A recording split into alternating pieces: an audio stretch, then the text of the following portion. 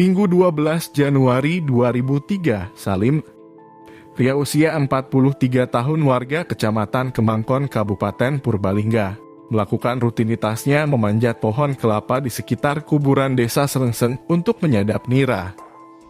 Sebelum turun, Salim melihat ke bawah dari ketinggian, namun dia tertegun begitu melihat tanah acak-acakan dan kain putih berserakan di kuburan. Untuk memastikan apa yang dilihatnya dari atas, Salim bergegas turun.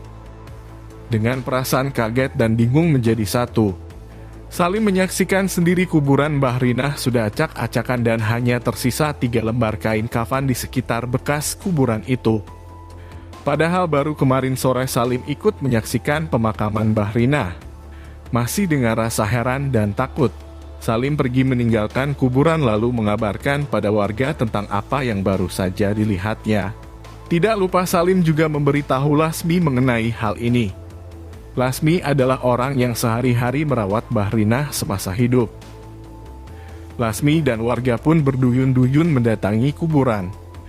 Betapa sakit hatinya Lasmi ketika melihat kuburan ibunya acak-acakan.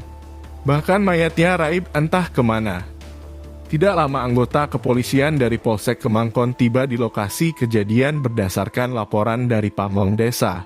Sampai Polres Purbalingga juga turun tangan, karena berita hilangnya mayat Mbah Rinah cepat menyebar bahkan hingga ke kabupaten lain. Selasa 14 Januari 2003, yaitu 2 hari setelah warga digegerkan berita hilangnya mayat Mbah Rinah. Akhirnya beberapa aparat kepolisian mendatangi sebuah gubuk kecil berukuran 2 kali 4 meter yang berada di Desa Pelumutan. Ini menindaklanjuti laporan warga tentang bau busuk yang diyakini bersumber dari gubuk tersebut. Begitu memasuki pekarangan gubuk, polisi dan warga yang datang semakin menutup rapat hidung mereka. Sampai akhirnya mereka menemukan gundukan tanah memanjang yang diyakini sebagai sumber bau busuk itu.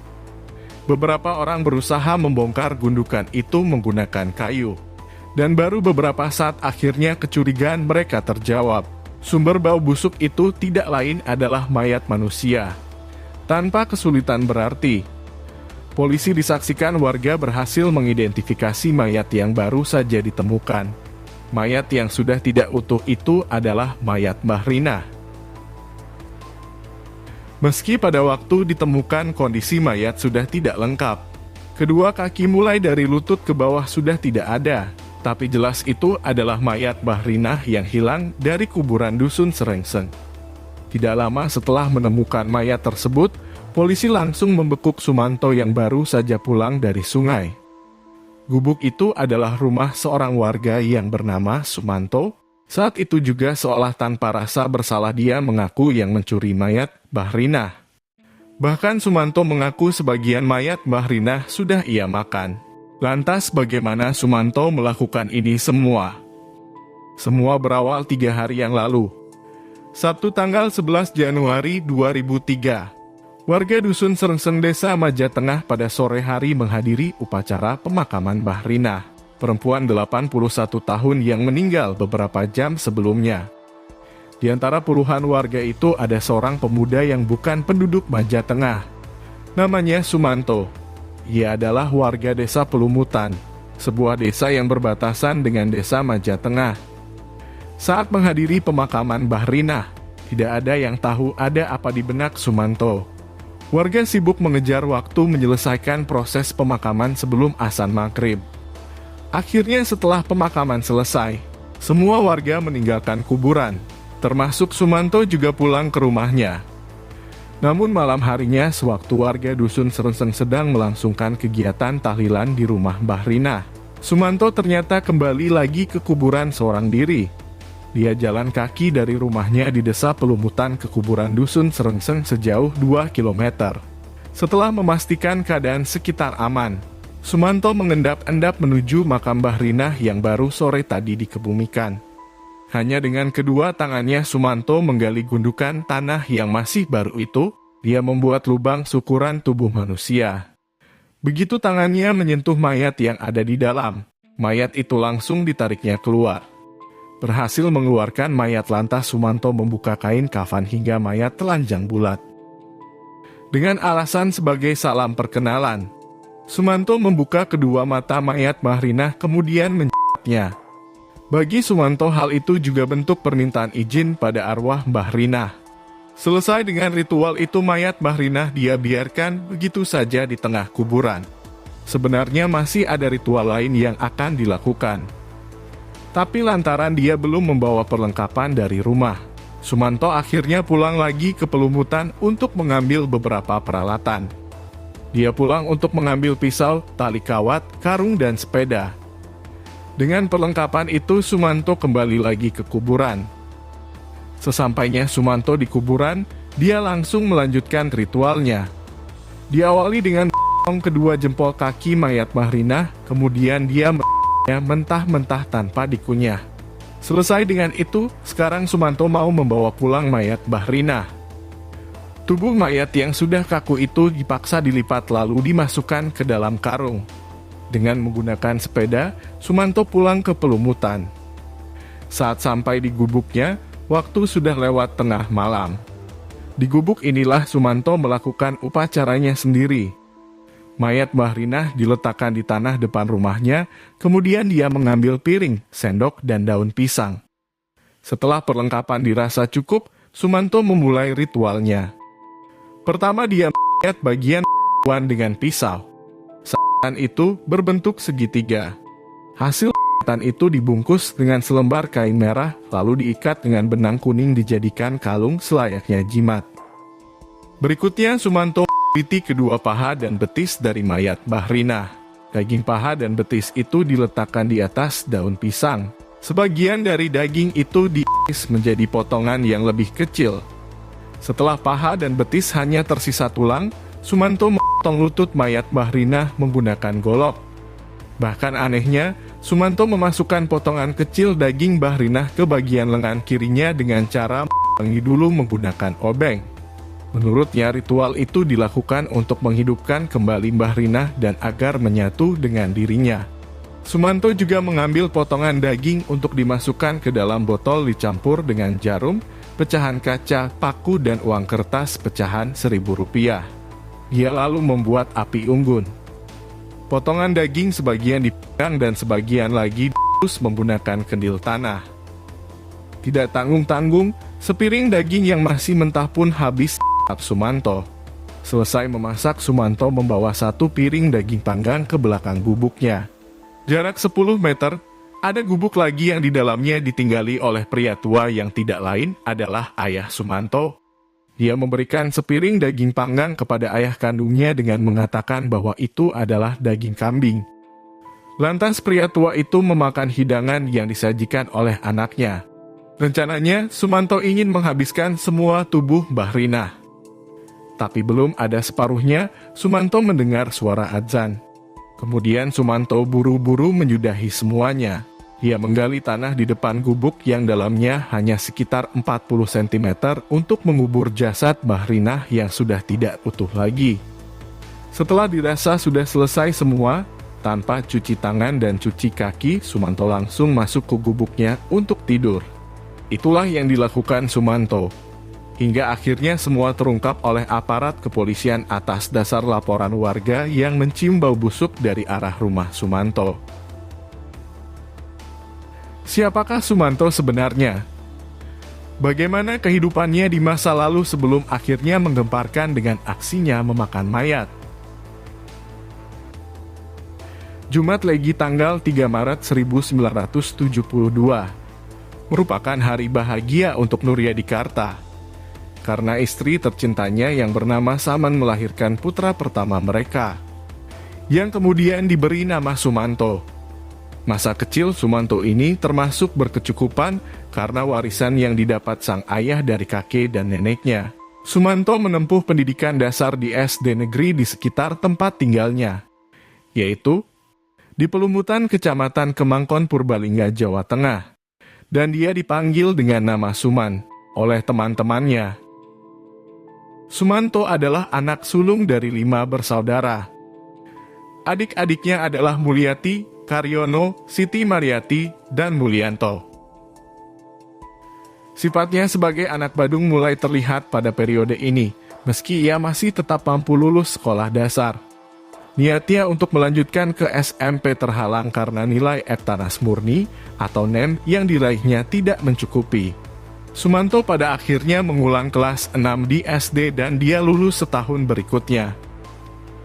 Sumanto kemudian diterima di SMP pilihannya. Jarak 3 km dari rumah ke SMP memaksa Sumanto untuk berjalan kaki pulang pergi setiap hari.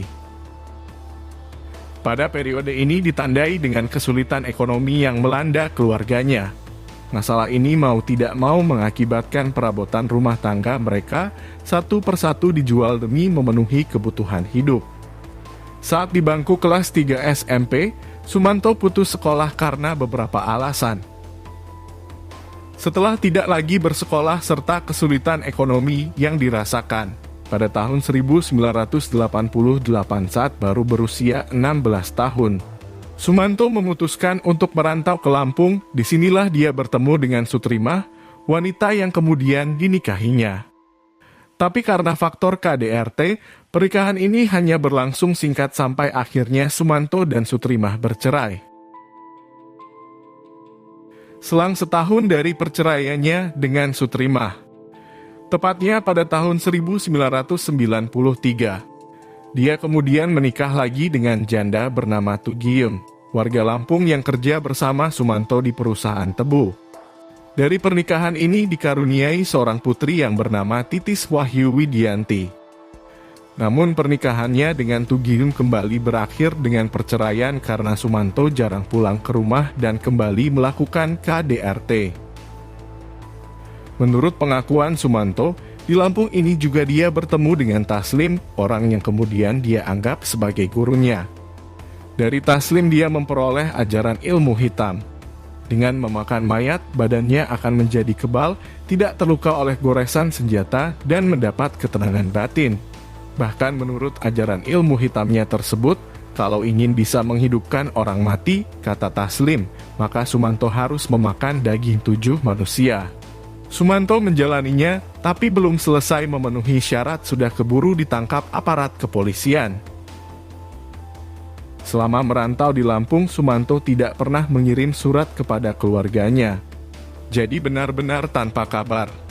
Sumanto pernah pulang kampung sekali, hanya sebentar lalu dia kembali lagi ke Lampung. Baru pada tahun 1996 Sumanto pulang kampung dan tidak merantau lagi.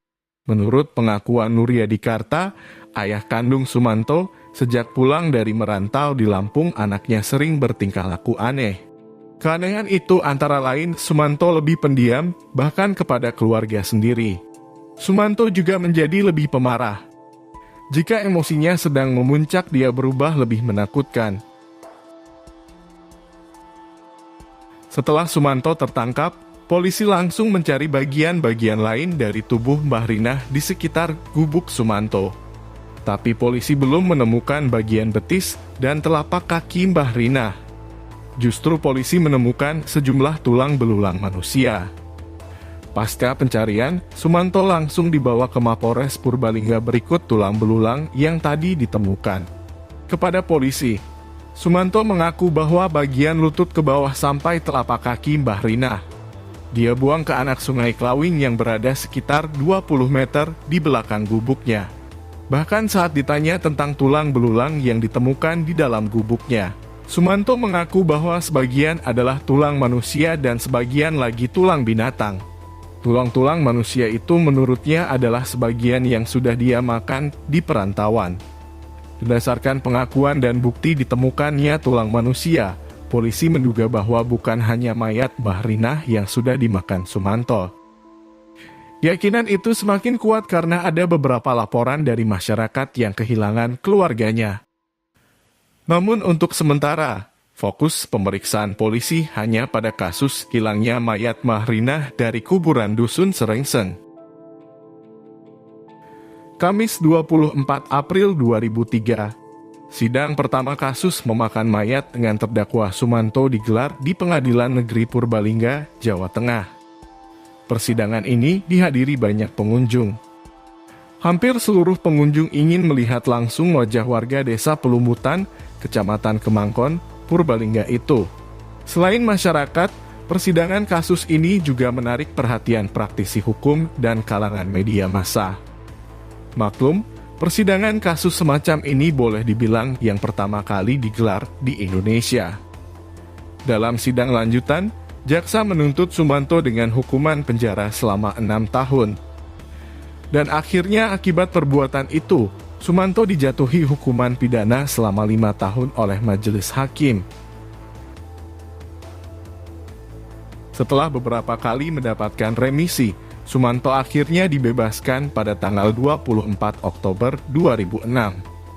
Dia kemudian ditampung di rumah rehabilitasi An-Nur, Desa Bungkanal, Kecamatan Karanganyar, Kabupaten Purbalingga. Sumanto ditempatkan di pesantren karena warga tidak mau menerima kembali Sumanto untuk pulang ke desanya. Sejak keluar dari Bui, Sumanto tidak diterima oleh keluarga maupun warga di kampung halamannya. Dia dirawat oleh Kiai Haji Supono Mustajab, pemilik Yayasan An-Nur, Panti Rehabilitasi Jiwa dan Narkoba, Purbalingga, Jawa Tengah. Sejak itulah Sumanto belajar agama dan bersosialisasi. Itulah kisah Sumanto. Peristiwa yang pada saat itu sangat menggemparkan di tanah air. Terima kasih banyak sudah menonton video ini dari awal sampai akhir. Sampai ketemu di video berikutnya.